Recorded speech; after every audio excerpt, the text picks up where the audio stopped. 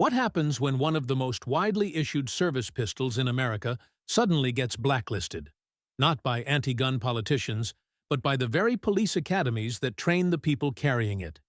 That's exactly what just happened to the Sig Sauer P320 in Washington state.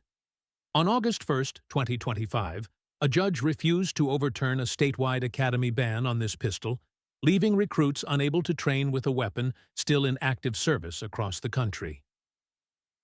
This isn't just another internet rumor or a clickbait headline. It's an official decision that could ripple far beyond one state's borders. Today, we're breaking down what led to this moment, why it's so controversial, and what it might mean for the future of one of SIG's most successful handguns. The Sig Sauer P320 isn't some obscure sidearm gathering dust on a shelf. It's a flagship pistol in modern law enforcement. Modular, striker-fired, and adaptable to multiple calibers, it beat out heavy competition to win the U.S. military's modular handgun system contract in 2017. Since then, hundreds of police agencies have adopted it, and millions have been sold to civilian shooters. For many officers, the P320's mix of reliability, ergonomics, and ease of maintenance made it a clear upgrade from older duty pistols. But in Washington state, a single training incident in late 2023 triggered a firestorm. During a routine drill, a recruit at a state police academy took a bullet to the leg. According to investigators, the round came from a P320 that was fully holstered and untouched at the trigger. If that sounds familiar, it's because similar claims have surfaced before. Lawsuits in multiple states, viral slow-motion videos, and sworn officer statements alleging that a P320 can discharge without a trigger pull. Sig Sauer has always pushed back, pointing to millions of trouble-free carry hours and insisting the design meets or exceeds every relevant safety standard. Still, that one incident in Washington lit the fuse. The Washington State Criminal Justice Training Commission launched an internal review, and the tone of their findings was clear. They weren't going to take chances. By early 2025, they officially banned the P320 from all academy training. It didn't matter if your department issued it or if you'd carried one for years. If you were in the academy, you'd be training with something else. And that decision has now been tested in court and upheld. Once the academy ban hit, Sig Sauer didn't just shrug and walk away. They went on the offensive. In June 2025, the company filed a lawsuit against the Washington State Criminal Justice Training Commission and its director, arguing that the ban was both unjustified and damaging. From their perspective, the move painted one of their most successful handguns as unsafe, jeopardizing contracts, confusing recruits, and undermining the trust of law enforcement agencies that had already invested heavily in the platform. To understand why this fight is so heated, you have to know the P320's history. When it launched, it was hailed as the next generation of sidearms, fully modular, no manual safety required, and easily converted between full-size, compact, and subcompact configurations. It was embraced not just by the military, but by departments looking for a cost-effective, adaptable weapon system. But almost as soon as it gained popularity, the first reports of so-called drop fires and uncommanded discharges began making the rounds. Some incidents were caught on body cam footage, others were buried in legal filings. Sig Sauer responded in 2017 with a voluntary upgrade program aimed at reducing trigger pull weight and adding internal safety enhancements. Even so, the accusations didn't fully go away. Over 100 civil lawsuits have been filed nationwide involving alleged accidental discharges of the P320. And while many were dismissed or quietly settled, the sheer number is unusual for a modern service pistol. Sig Sauer has always maintained that these incidents are the result of user error, third-party modifications, or improper holstering, never a fundamental design flaw.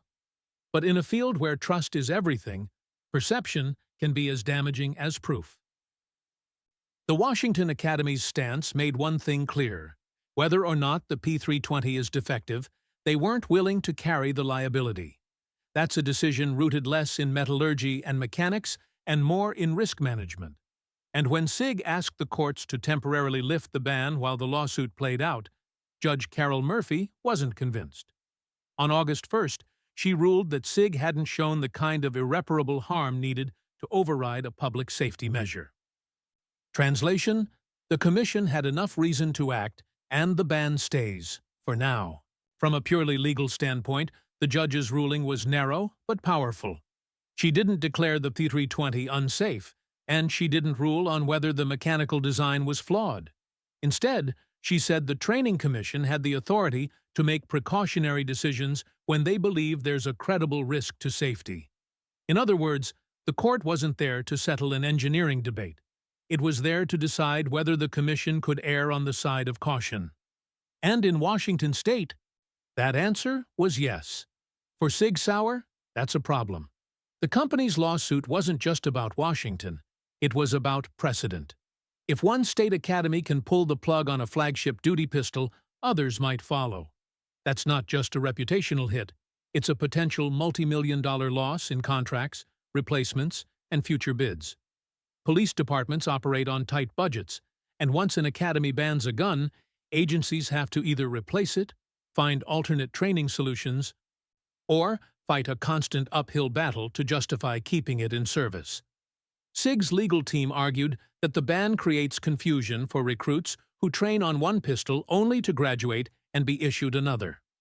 They also warned it could undermine readiness by forcing officers to carry a weapon they've never fired under stress in training.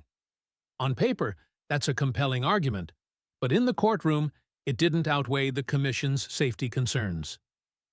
What makes this situation tricky is the mixed track record of the P320 in real-world service. There are departments that have carried it for 5 years without a single issue, and others that have quietly phased it out after an unintentional discharge. The divide runs deep. For every sworn officer swearing by the gun, there's another who's sworn off it entirely. That polarization isn't just happening in locker rooms. It's playing out in policy meetings, insurance boardrooms, and now, courtrooms. What's happening in Washington isn't just a local training quirk. It's a signal that the conversation around sidearm safety is shifting. If the P320 can be sidelined in one state academy, even temporarily, it opens the door for other training institutions, municipalities, or even insurance providers to demand similar action. That's how a local policy becomes a national headache. For small-town departments, this is more than a political argument. It's a logistical and financial one. Replacing an entire fleet of service pistols isn't as simple as swapping out holsters. It means buying new guns, new retention systems, retraining armorers, scheduling extra range time for qualifications, and overhauling maintenance protocols. One Washington department estimated it would cost them at least $35,000 just to make the switch, and that's for a small agency. Multiply that across dozens of agencies, and you're looking at millions in unplanned expenses. Then there's the training gap. When recruits spend months learning defensive shooting, weapons handling, and stress drills with a certain pistol, muscle memory locks in. If they graduate and immediately have to adapt to a different sidearm, that transition period can be a weak link, especially in high-stress situations where milliseconds matter.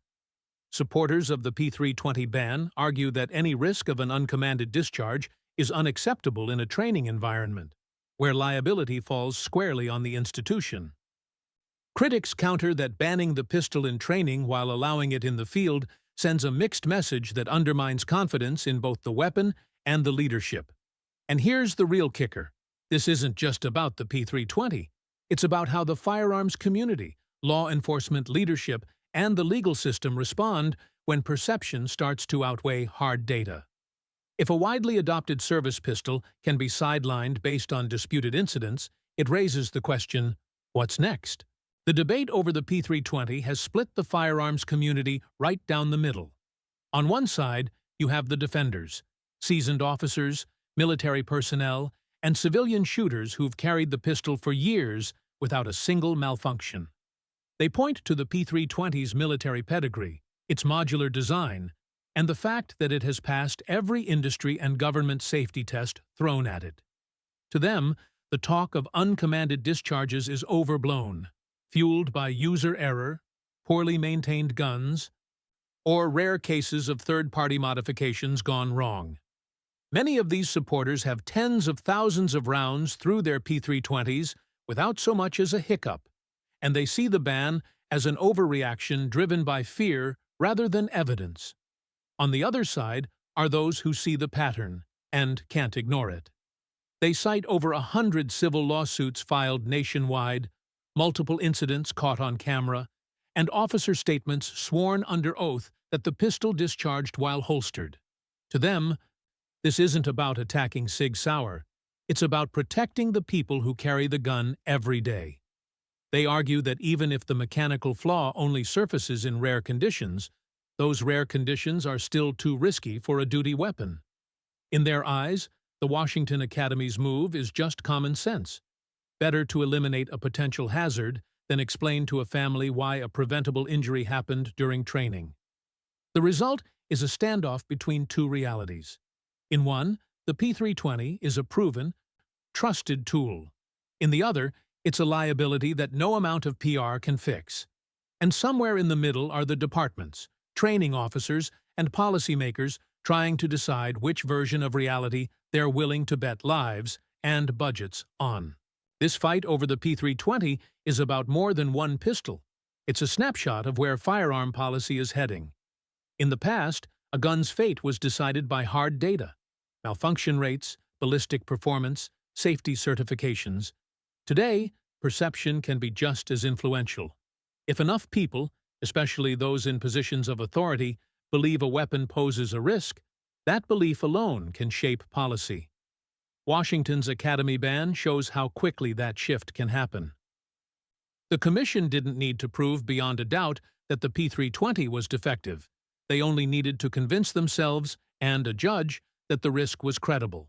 That's a big deal because it lowers the threshold for taking a firearm out of circulation in certain contexts. The precedent here isn't about engineering, it's about liability management. For the firearms industry, that's a warning sign.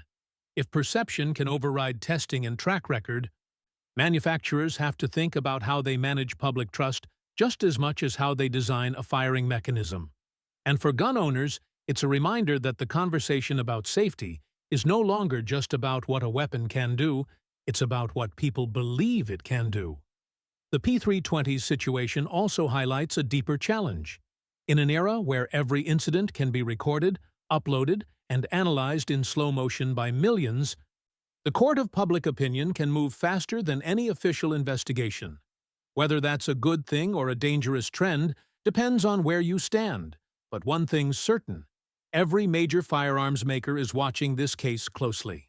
For now, the Washington State Academy ban on the P320 stands, and Sig Sauer's legal fight is far from over. They can appeal, push for a full trial, or try to negotiate, but make no mistake, the stakes go beyond one state. If this decision holds, it could embolden other academies, agencies, or even entire states to follow suit. And once momentum builds in policy, it's hard to stop. If you've carried a P320, you already know its strengths: accuracy, modularity, and adaptability. But now it's also a case study in how quickly the narrative around a firearm can change. Whether you think the ban is a smart precaution or an unnecessary overreaction, the real question is how we as a community handle situations like this, balancing hard evidence, lived experience, and public perception. So I want to hear from you. Is Washington's move a responsible step toward safety, or is it the start of a slippery slope where perception trumps proof? Drop your thoughts in the comments. Because this conversation isn't going away anytime soon. And if you want more fact-driven, experience-based breakdowns on issues that shape our community, hit that subscribe button and stick around. We'll be tracking this story every step of the way. Until next time, stay sharp, stay safe, and carry what you trust.